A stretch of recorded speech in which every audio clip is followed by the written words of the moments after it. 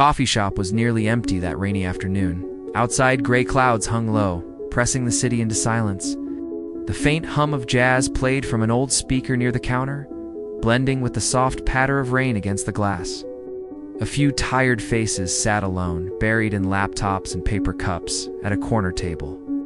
A man in his mid-30s sat perfectly still, a book open in front of him but unread. His eyes, sharp yet distant, were fixed on the rain outside. His name was Lucas Hale, a CEO known to most as the youngest millionaire in the city. But no one knew how often he sat here. In this same coffee shop, staring out at nothing, as if waiting for something he couldn't name. He wore an expensive navy coat, his tie slightly loose, a watch that could buy half the cafe. But behind all that, there was a man who hadn't smiled in years then. A small voice interrupted the hum of rain. "Excuse me? Can I sit here?" Lucas looked up slowly. Standing before him was a little girl, no older than 7. Her small face was pale, her eyes tired but curious, and her thin hands clutched a half-empty cup of milk. "I'm sorry?" Lucas asked, unsure if she was talking to him.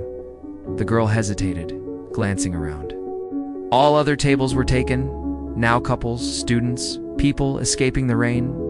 "There's no other seat left," she said softly. "And I'm really tired." Lucas blinked once, his jaw tightening. He wasn't used to being approached casually by strangers, let alone children. But something in her voice, fragile and sincere, made him nod before he could stop himself. "Sure," he said quietly. "You can sit." She smiled weakly and climbed onto the chair opposite him, her small feet swinging above the floor. For a few seconds, they sat in silence. Lucas went back to pretending to read. The girl sipped her milk slowly, her eyes darting around, curious about everything. Then she spoke again. "Do you like the rain?" Lucas looked up, caught off guard. "Not particularly," she said, frowning. "I like it. It makes the world clean again." Something about that made Lucas pause. Clean again. He hadn't thought of rain that way in years. "What's your name?" he asked, almost without meaning to. "Lily," she said brightly. "And yours?" "Lucas." She giggled. "That sounds like a name from a fairy tale. Are you a prince?" He almost laughed, but it came out as a sigh. "Not even close." The girl tilted her head. "You look sad, Mr. Lucas." He stiffened. "I'm not sad." "You are," she said simply. "My mom says I can always tell. She says sad people have quiet eyes." For the first time in months, Lucas didn't know what to say. He turned away, pretending to check his phone. The girl just smiled and went back to sipping her milk. A few minutes later, a young woman hurried through the cafe door, her clothes damp from the rain, her hair messy, eyes filled with panic. She looked around desperately until she spotted the girl. "Lily," she gasped, rushing over. "You can't just walk away like that, sweetheart. You've scared me." "I'm sorry, Mommy," Lily whispered, looking guilty. "I just wanted to sit. My legs hurt." The woman exhaled deeply, her voice trembling between anger and relief. "You can't run off, not even for a second." Lucas stood awkwardly, unsure what to do. The woman turned to him, embarrassed. "I'm so sorry, sir," she said quickly. "She didn't bother you, did she?" "Not at all," Lucas replied. "She's polite, thank you," the woman said, gathering Lily's small coat. "Come on, sweetheart." But before they left, Lily turned and waved. "Bye, Mr. Lucas." Lucas hesitated, then smiled faintly. "Bye, Lily." And then, just like that, they were gone. Only the echo of the bell above the cafe door remained. That night, Lucas couldn't sleep. He had meetings, contracts, a bored dinner, but all he could think about was the girl with the quiet eyes and her words. Sad people have quiet eyes. He poured himself a drink, stood by the window of his penthouse, watching the rain blur the city lights. His reflection in the glass looked like a stranger. He hadn't realized how much he'd started to resemble the word alone. Days passed. He returned to the coffee shop, out of habitor maybe. Hope. And there she was again. Lily, sitting by the counter this time. Sketching something in a little notebook? Lucas walked over before he could talk himself out of it. "Hey there," he said. Mind if I sit this time? Lily's face lit up. You came back? He smiled. Seems so. What are you drawing? She held up the page. It was a sketch of the rain hitting the window. I draw what I feel, she said simply. Today I feel rainy, chuckled softly. That's poetic. Her mother appeared moments later, holding 2 cups. Oh, she said, surprised. You again. Lucas stood quickly. I was just saying hello, she smiled politely, but kept her distance. It's all right. Thank you for keeping her company the other day. She doesn't usually talk to strangers. I'm not a stranger anymore, Lily said proudly. The woman smiled faintly, a mix of pride and weariness in her face. I'm Emma, by the way, and thank you, Mr. Lucas. Lucas is fine, he said. You to come here often? Emma nodded. It's close to Lily's therapy clinic. Therapy? He asked. Before realizing how personal it sounded, Emma hesitated, then looked down. She's been sick. Her heart's weak since birth. We have to be careful with everything: food, stress, even too much excitement. Lucas felt a weight in his chest. He looked at the little girl, so small, so alivened suddenly. The expensive things in his life felt meaningless. I'm sorry, he said quietly. Emma shrugged with a sad smile. We manage. She's stronger than she looks. Lily looked up at both of them, sensing the heaviness in the air. Don't be sad, she said. Mom says sadness makes hearts slower. Lucas smiled at her. Then I'll try to keep mine fast. They all laughed softly.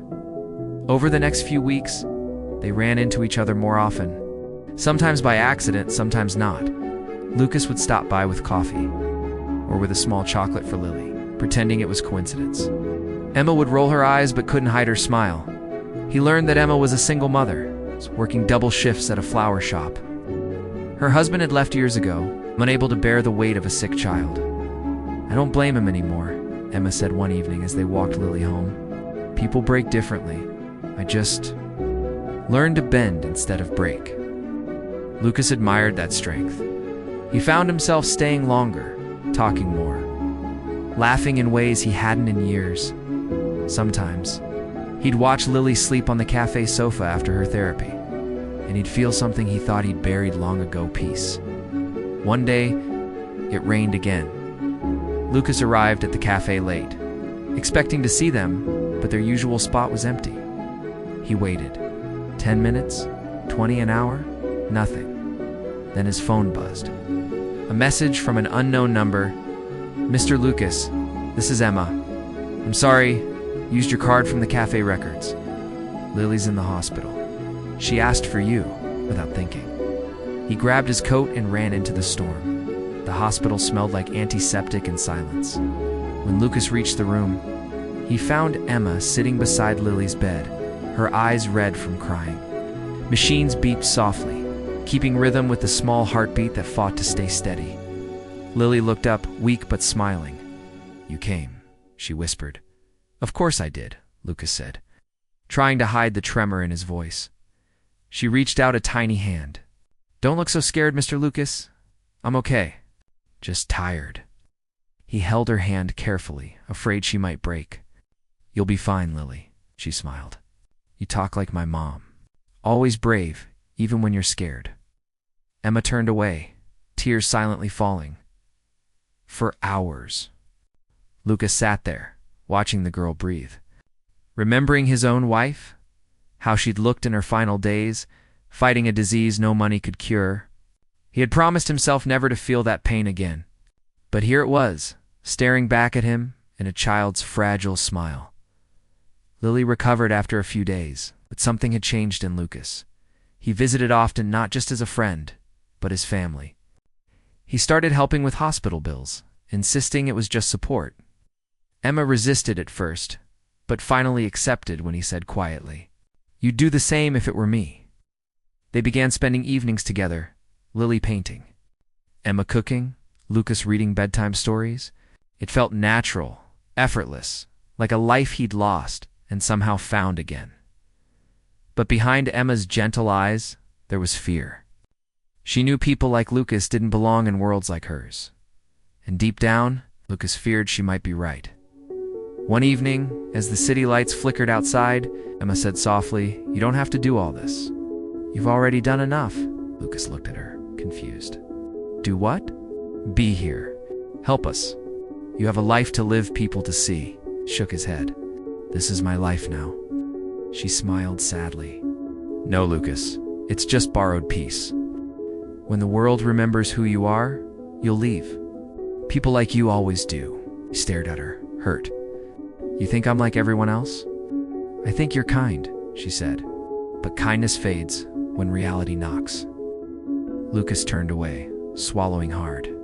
"Maybe you don't know me as well as you think. Maybe I know exactly what you're running from," she replied quietly. "Pain, loss, yourself." Silence filled the room. Lily slept between them, her small hand resting over both theirs, as if trying to hold the broken pieces together. And that night, Lucas walked home in the rain again. The same cafe lights glowing through the fog, the same book still, unread on his table, but for the first time, he realized he didn't want to be alone anymore. He wanted them. He wanted the noise, the mess, the laughter, the tiny cup of milk on the table beside his black coffee. He wanted a reason to come home to something more than silence. He wanted a family. The next morning, Lucas didn't go to the cafe. He tried to focus on meetings, contracts, the endless stream of business chatter that used to define his life. But every word felt meaningless. Every pause echoed with Emma's voice, "Maybe you're running from yourself." By evening, his penthouse felt colder than usual.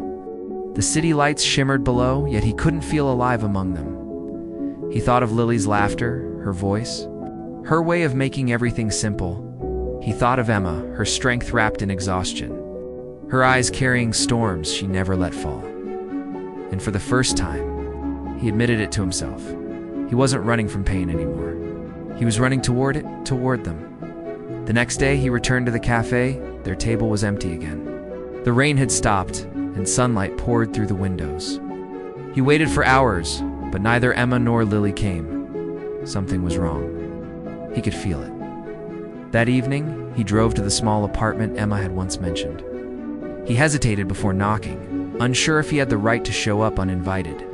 The door opened, and Emma stood there, surprised, her eyes tired but soft. "Lucas," she said quietly, "you shouldn't be here."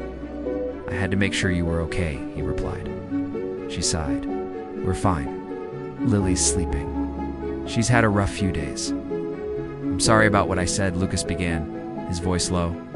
"You were right. I've been hiding behind everything. My work, my money, my walls. But you and Lily, you make me feel human again." Emma looked away, tears threatening. "Lucas, please, don't say things you'll regret later." "I won't regret this," he said, stepping closer. "For the first time in years, I'm sure of something." Her lips trembled. "And what's that?" "That I don't want to lose you." Silence hung between them, thick and fragile. Then, from inside, a small cough broke it. Emma turned instantly. "Lily." They rushed to her room. Lily was awake, pale, struggling to breathe. Emma knelt by her side, panic rising. Lucas froze, watching the monitors spike. "What's happening?" "She's having an episode," Emma said shakily. "Get her medicine, the blue bottle." He found it, hands trembling. Emma gave Lily the dose and held her tight until her breathing steadied again. Minutes passed like hours. When it was finally over, Emma's face was wet with tears. Lucas sat beside her, his voice barely a whisper. "How do you do this every day?" Emma looked at him, exhausted, heartbroken, brave. "Because she's all I have." He swallowed hard. "You're not alone anymore." Her eyes searched his. For the first time, she didn't look away. Weeks turned into months. Lucas became part of their routine. School visits, hospital checkups, dinner nights. His world, once filled with boardrooms and shareholders, now revolved around bedtime stories and hospital corridors. He even started bringing small surprises, books for Lily, flowers for Emma. The walls of his penthouse, once silent, now echoed with laughter, but love. As Emma knew, was never without fear. One night, she found a tabloid article, a photo of Lucas leaving the hospital with her and Lily. The headline screamed, "Millionaire CEO spotted with mystery woman and child, secret family." Her heart sank. She knew what came next: rumors, questions, pity. When Lucas arrived that evening, she was waiting, the article on the table. "Is this what you wanted?" she asked, her voice trembling. He looked at it, his jaw tightening. "I didn't ask for this, but it happened because of you," she snapped. "Because you're you. Because you live in a world where people like us don't fit." "That's not fair. It's the truth, Lucas," she cried. "You can walk away from a scandal. I can't. Lily can't." He stepped forward, his voice breaking. "I would never hurt you." "I know," she whispered, tears spilling. "That's what makes it worse." He tried to speak, but she turned away. "Please, just go. Let us have our quiet back." Lucas stood frozen, every word cutting deeper than any loss he'd ever felt. Finally, he nodded. "If that's what you want, it's what's right," she said softly. He left without another word. Days became weeks. The cafe felt empty again. The rain returned, washing the city clean. But this time, it only reminded Lucas of everything he'd lost. He buried himself in work. But nothing felt real anymore. He'd trade every dollar he had just to hear Lily's voice again, to hear that little, "Can I sit here?" One more time. Then one evening, as he sat alone in his office, his phone rang. It was Emma. Her voice was trembling. "Lucas, it's Lily. She's in critical condition. She asked for you." He didn't even reply. He just ran. When he reached the hospital, Emma was standing outside the ICU, her face pale and hollow. "She's asking for you," she whispered. He stepped inside. Lily was lying in the bed, surrounded by machines, her breathing shallow. When she saw him, she smiled weakly. "You came." He sat beside her, holding her hand carefully. "Always." She giggled faintly. "Mom says I'm brave, but I'm scared this time." His throat tightened. "It's okay to be scared." She looked up at him with those same quiet eyes. "Will you stay until the rain stops?" He nodded, his voice breaking. "I'm not going anywhere." Hours passed.